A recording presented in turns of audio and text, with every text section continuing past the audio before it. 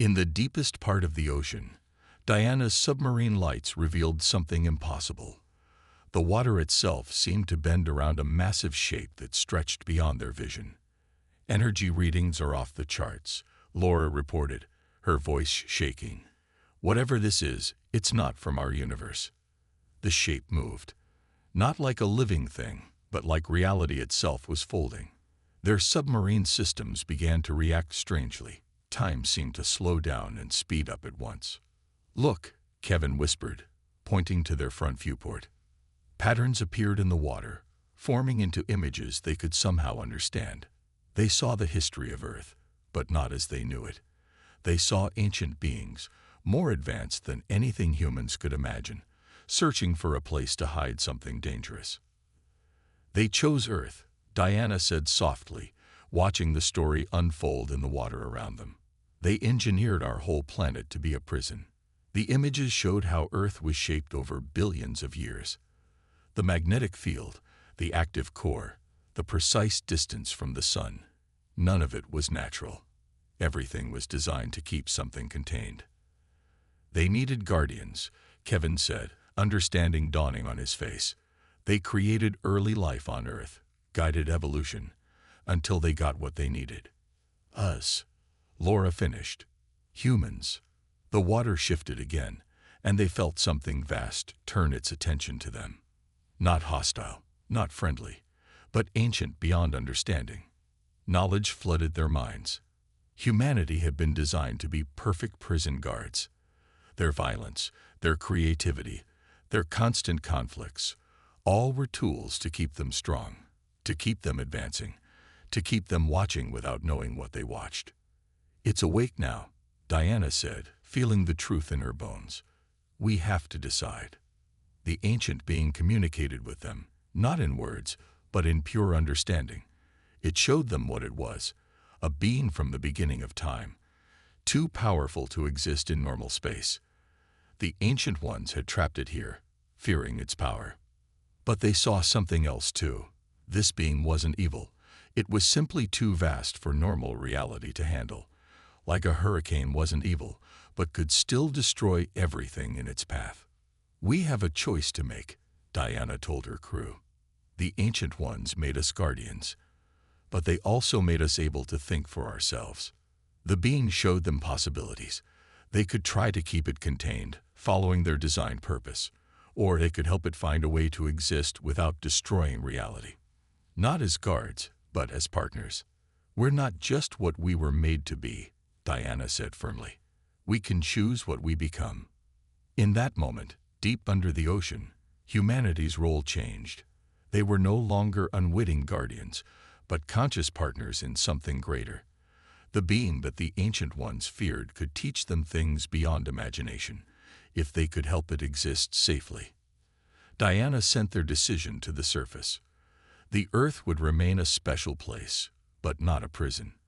Humans would keep their role as protectors, but now they would protect something they understood, something that could help them grow beyond what the ancient ones had planned. "We were made to be guardians," she told her crew as they began their ascent. "But we get to choose what kind of guardians we become." As they rose toward the surface, the ocean around them pulsed with new life and purpose. The being below remained awake but calm, waiting to work with its former guards to find a new way forward. Humanity had faced its greatest test. They'd learned the truth of their origin, and instead of breaking, they'd grown stronger. They were no longer just guards of an ancient prison. They were partners in something that could change the universe itself. The sun was rising when they reached the surface, lighting up a world that would never be quite the same again. Captain Diana Foster stood in the briefing room of the deep-sea research vessel, looking at the faces around her. Scientists, military personnel, and even 2 Meridian observers filled the room. They all knew this mission could change everything. "The readings are getting stronger," Dr. Cole reported, showing the latest data. "Whatever's down there, it's becoming more active every day." The Meridian observers shifted nervously. Their silver skin had turned a pale blue, a sign of extreme fear, they'd learned. "Our ancestors spoke of this time," one Meridian said softly. when the Guardians would have to choose. Diana looked at the mission plans spread across the table. Their special submarine could reach deeper than any vessel before it. If they were going to see what humanity had been guarding all these years, this was their chance. The world's governments have voted, Commander Hayes said from the video screen. They want us to try keeping it asleep. That might not be possible anymore, Susan Cole pointed out. The ocean temperatures are still rising. The patterns are spreading. It's like the whole planet is changing. Diana studied the deep sea maps where they'd marked all the unusual activities. The patterns formed a huge circle around the deepest part of the Pacific Ocean. We need to know what we're dealing with, she said finally. I volunteer to lead the mission down. The room erupted in argument. The Meridians especially opposed the idea, their skin turning even paler. You don't understand, one said. The Ancient Ones built your entire species to guard this prison. If you go down there, you go against your own design. Maybe that's exactly why we should go, Diana replied. If we were made to be guardians, shouldn't we know what we're guarding?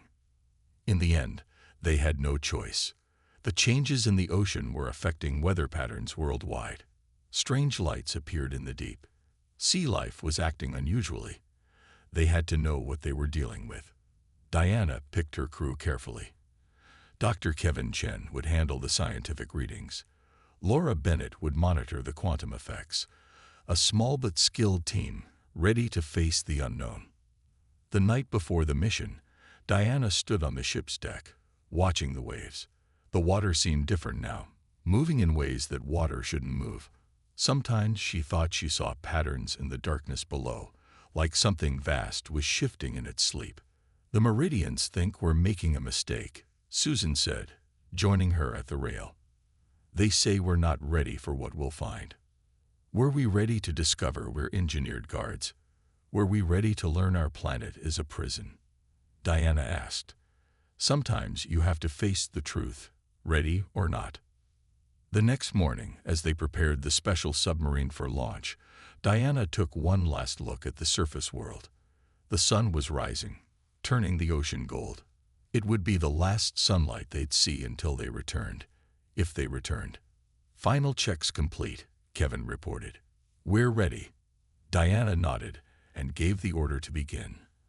As the submarine sank into the deep, she thought about all the civilizations that had warned about this moment.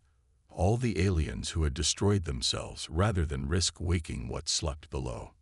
We're passing the previous depth record, Laura announced. Entering unknown territory. In the darkness ahead, something moved, something huge. The water shifted around them, and their instruments began to react. Diana took a deep breath. Humanity's time as unwitting guardians was about to end. Whatever they found in the deep, there would be no going back. Take us deeper, she ordered. Let's meet what we've been guarding. The submarine descended into the abyss, toward a truth billions of years in the making. Dr. Kevin Chen's submarine lights cut through the dark water near the Mariana Trench. The deep-sea thermal readings had led him here, to the deepest point on Earth. Beside him, Dr. Laura Bennett monitored the quantum sensors they brought. The temperature's rising again, Laura said, checking her instruments. 3 degrees in just 1 hour. This shouldn't be possible. Kevin steered the submarine closer to a massive thermal vent. The usually predictable flow of hot water had changed, pulsing now in an odd rhythm that matched the quantum readings. Control, are you seeing this? He radioed to the surface ship. The vent's activity matches the pattern we found in the ancient warnings. The radio crackled with Commander Hayes' voice. We see it. The Meridian's data shows similar patterns before. Significant events. Kevin and Laura exchanged worried looks. They'd been studying these changes for weeks now, watching as the ocean's normal behavior turned strange. Deep currents moved in new directions. Sea life avoided certain areas, and everywhere, the water grew warmer. Look at this, Laura said suddenly, pointing to her screen. The quantum readings, they're forming a pattern. Kevin moved to see her display. The numbers pulsed in a sequence that seemed almost like a heartbeat, but stretched over miles of ocean. It's not just the vents, he realized. The whole ocean floor is changing. Their submarine's lights caught something moving in the darkness. At first, Kevin thought it was a school of fish. Then he saw the water itself was moving, swirling in impossible patterns. "Surface, we need to show you something," Laura said into the radio, activating their external cameras. The water's moving against the currents. Above them, in the command ship, Commander Hayes watched the footage with Dr. Cole and the others. The water moved like it was alive, forming shapes that shouldn't exist in nature. "The Meridians warned us about this," Susan said quietly. "They called it the awakening signs." Kevin's voice came through the speakers. "There's something else. The seafloor, it's changing." The submarine's cameras showed the ocean bottom rippling like cloth in the wind. Ancient sediment shifted, revealing patterns carved into the rock below. They looked like the same mornings they'd found on Mars and Mercury, but these were older, much older. "We need to leave," Laura said suddenly, her voice tense. "The quantum readings are spiking." Before Kevin could turn the submarine, a low sound filled the water. It wasn't quite a noise, more like a vibration that shook everything, including their thoughts. The submarine's instruments went crazy. "Surface, we're losing power," Kevin reported, fighting with the controls. "Something's affecting our systems." "Get out of there," Commander Hayes ordered. "That's not a natural phenomenon." They managed to turn the submarine around, but not before their cameras caught one last image. Through the dark water, something moved, something huge. The water rippled around a shape that seemed to go on forever, its edges lost in the deep. Back on the surface ship, everyone watched in silence as the submarine climbed to safety. The readings from the deep continued to change, showing patterns that matched no known natural event. "What do we do now?" Laura asked when they were finally back on board. Susan looked at the data they'd collected, then at the dark ocean beyond the ship. "We've spent all of human history not knowing what we were guarding," she said. "Now it's waking up, and we have to decide. Do we try to keep it asleep, or do we face what's down there?" The ocean rolled beneath them, its secrets stirring in the deep. Whatever humanity decided, they were running out of time to make their choice. Something ancient was waking up, and all their warnings hadn't prepared them for this moment. The first contact with the Meridians happened on a Tuesday. Their ship appeared at the edge of the solar system, its design unlike anything humans had seen before. Commander Peter Hayes watched from the bridge of Earth's flagship as the alien vessel approached. "They're sending a transmission," his communications officer said. The alien message was simple. "We come in peace. We must speak about Earth." No one expected what happened next. When the Meridian representatives saw the Earth delegation, they backed away in terror. Their tall, silvery forms trembled visibly. You are from Earth." The Meridian leader, who called himself first speaker, asked in carefully translated words. "Yes," Peter replied. "Is there a problem?" The Meridians spoke quickly among themselves in their musical language. Finally, first speaker turned back to the humans. "We have watched your kind for centuries," he said. "We hoped you would stay on your world. Now you have reached the stars, and we must tell you the truth." The Meridians shared their records, detailed observations of Earth spanning thousands of years.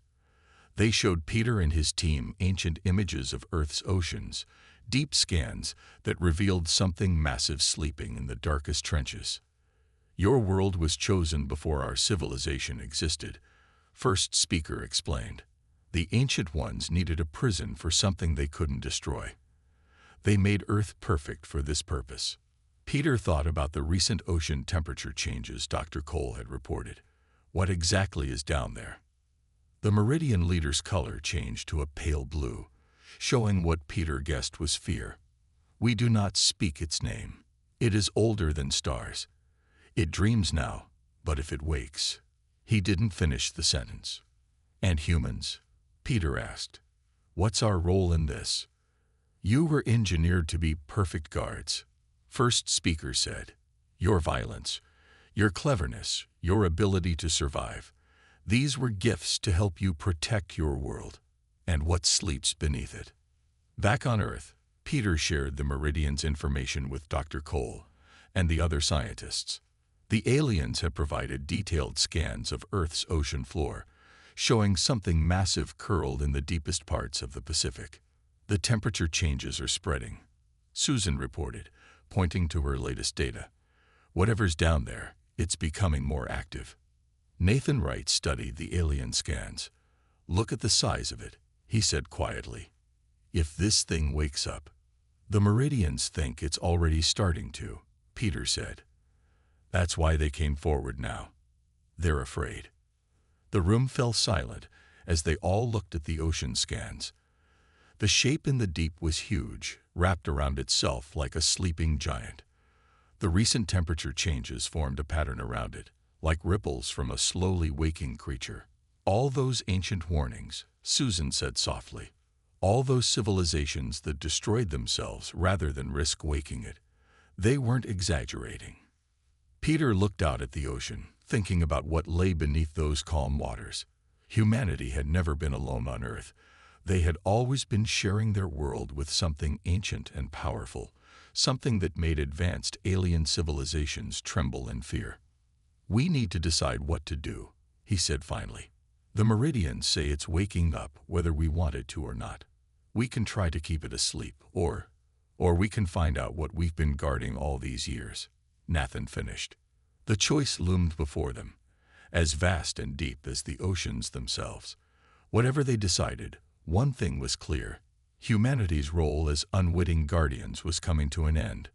In the depths of the Pacific, something stirred in its ancient sleep, and the waters grew warmer by the day. Dr. Susan Cole stared at her computer screen, scrolling through Earth's genetic history. The patterns she saw didn't make sense, or rather, they made too much sense. Look at this, she said to Nathan Wright, the military intelligence officer assigned to her lab. Earth's evolutionary tree isn't natural. It's too perfect. Nathan leaned over her shoulder, looking at the complex diagrams. What do you mean by too perfect? Susan pulled up two images side by side.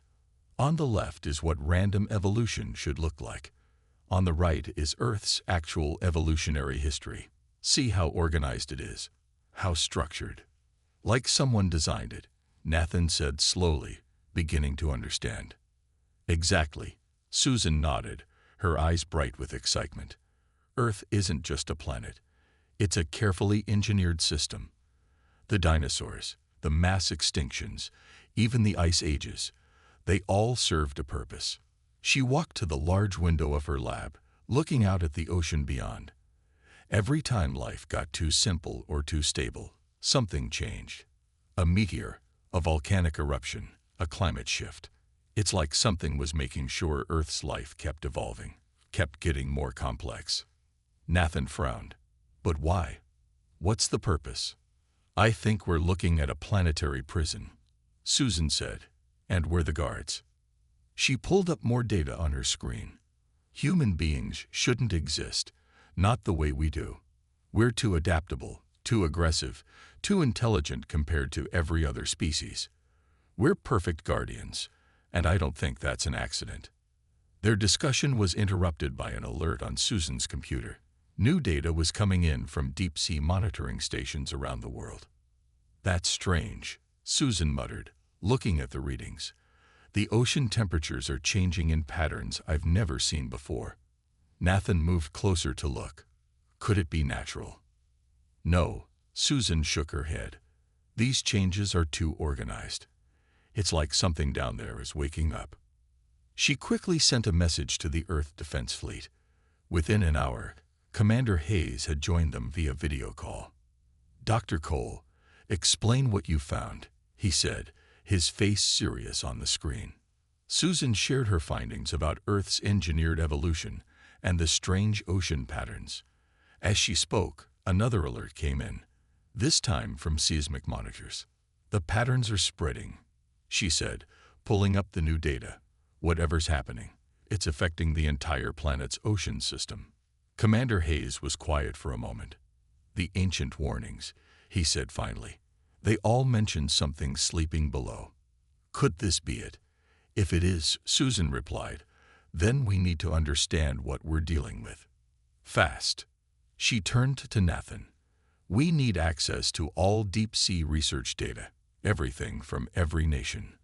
Whatever's down there, it's changing something fundamental about our planet.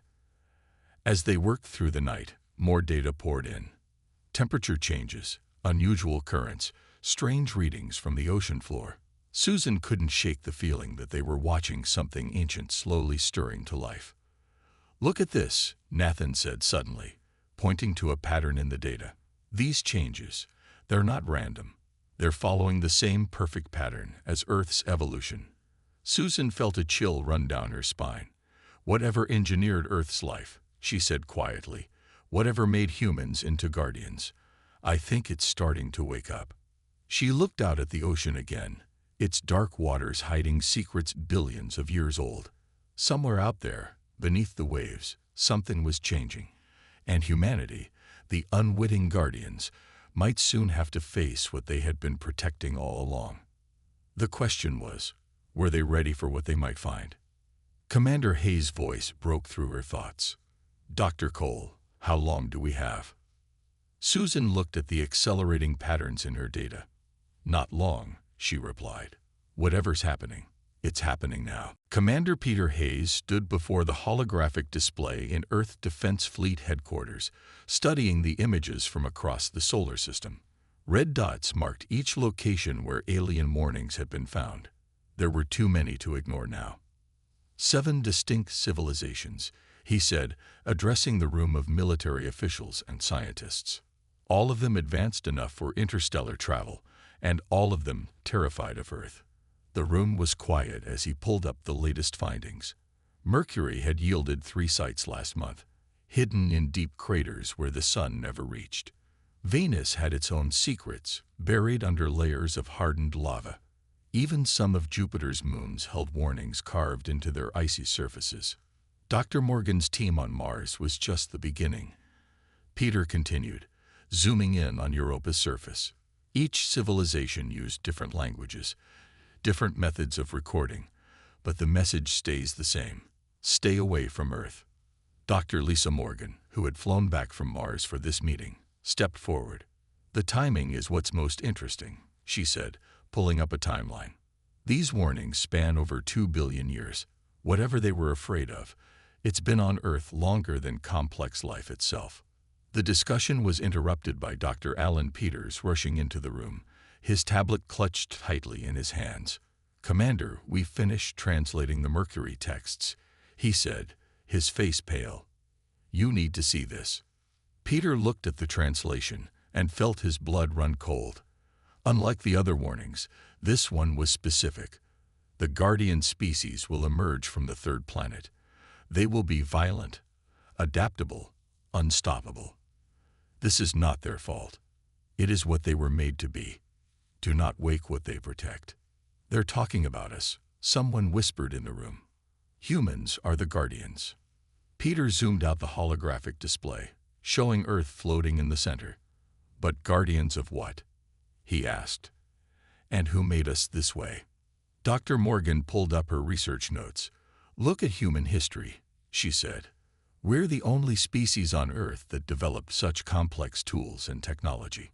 We're also the only species that engages in organized warfare, that spreads to every corner of the globe, that adapts to any environment. You're suggesting we were engineered? Peter asked, his mind racing with the implications. The evidence is pointing that way, Lisa nodded. Our unusual traits, our aggressive nature, our drive to expand and control. These might not be accidents of evolution. They might be features, not bugs. The room erupted in discussion, but Peter noticed Dr. Peters still staring at his tablet. There's more, isn't there? He asked quietly. Ellen nodded slowly. The Mercury text mentions something else. It says the Guardians, humans, would eventually reach the stars. And when we did, we would need to make a choice. What choice? Peter asked, though he wasn't sure he wanted to know the answer. "Whether to keep guarding," Alan replied, "or to find out what we've been guarding all along." As the meeting continued, Peter walked to the window overlooking the city below. Millions of people went about their daily lives, unaware that they might be part of some ancient cosmic plan. The city lights sparkled like stars, but now they seemed different to him, like a cage of light, keeping something in the darkness at bay. His tablet beeped with a new message. Another site had been found, this time on Ganymede. More warnings, more pieces of a puzzle that stretched across both space and time. But Peter couldn't shake the feeling that they were running out of time to solve it. The truth was out there, written in alien scripts across the solar system. Humanity had been chosen, engineered, and positioned as guardians. But as Peter watched the sun setting over the horizon, he wondered if knowing this truth would change everything. And more importantly, he wondered if whatever they were guarding knew that its wardens were finally starting to ask questions. The red dust swirled around Dr. Lisa Morgan's boots as she stepped carefully through the Martian cave. Her breath fogged the inside of her helmet while she moved her light across the smooth carved walls. This wasn't a natural formation. Someone, or something, had made this place. "Control, are you seeing this?" she asked, adjusting the camera mounted on her shoulder. The signal took its usual 3 minutes to reach Earth and come back. "Receiving clear footage, Dr. Morgan." "Those markings definitely aren't natural," said the voice of Mission Control. Lisa reached out and brushed away centuries of dust from the wall. Her hand trembled slightly as symbols began to emerge. They weren't like anything humans had seen before. Not hieroglyphs, not cuneiform, but something entirely alien. "John, bring the scanning equipment," she called to her assistant. Dr. John Baker hurried over, his movements awkward in the bulky spacesuit. Together, they began documenting every inch of the walls. Hours passed as they worked in the dim cave. The symbols seemed to tell a story, but it wasn't until they reached the far wall that Lisa's heart nearly stopped. There, carved larger than the rest, was an unmistakable image of Earth. "Control, are you seeing this?" Lisa's voice shook with excitement. "We have a clear depiction of Earth, surrounded by what appears to be warning symbols." The team worked tirelessly for days, mapping and scanning every marking. Dr. Alan Peters, their linguist, spent countless hours trying to decode the symbols. It was on the 4th day that he made the breakthrough. "Lisa, you need to see this," Alan called over the radio. "I've managed to decode some basic meanings. These aren't just warnings. They're desperate pleas." Lisa hurried to the communication hub they'd set up near the cave entrance. Alan's usual calm demeanor was gone, replaced by visible worry. "Look at this pattern," he pointed to his tablet. "It repeats throughout the text. It's a warning symbol, but not about Mars. They're warning about Earth." "Earth? That doesn't make sense." Lisa frowned. "Why would ancient aliens warn about Earth?" "Not about humans," Alan clarified, his finger tracing the symbols. "The message suggests Earth was already dangerous long before humans existed. There's something else there, something they were terrified of." The discovery sent shockwaves through the scientific community. Over the next few weeks, more teams arrived to study the cave. Each new translation added to the mystery. The aliens hadn't avoided Earth because they feared humans. They feared something humans were unknowingly protecting. One evening, as Lisa sat in the temporary base reviewing the day's findings, she received an urgent call from another research team in Valles Marineris. "Dr. Morgan, we found another site," said Dr. Sarah White, her voice excited. "It's different writing, different symbols, but the same warning about Earth. This can't be a coincidence." Lisa stared at the new images coming through on her screen. The style was completely different, but there was no mistaking the meaning. A second alien civilization, perhaps separated from the first by millions of years, had left the same desperate warning. How many more are out there? She wondered aloud, looking through the base's window at the red Martian landscape. And what were they so afraid of? That night, as the Martian moons crossed the sky, Lisa couldn't sleep. The question kept repeating in her mind. What if humans weren't alone on Earth? What if they had never been alone? The thought that they might be guardians of something ancient and terrible, something that made advanced alien civilizations tremble with fear, was almost too much to comprehend. As she finally drifted off to sleep, one translated phrase from the cave walls echoed in her mind. The surface dwellers do not know. Do not wake what sleeps below. Earth is not their world. It is their prison. The real question was, who were they keeping prisoner?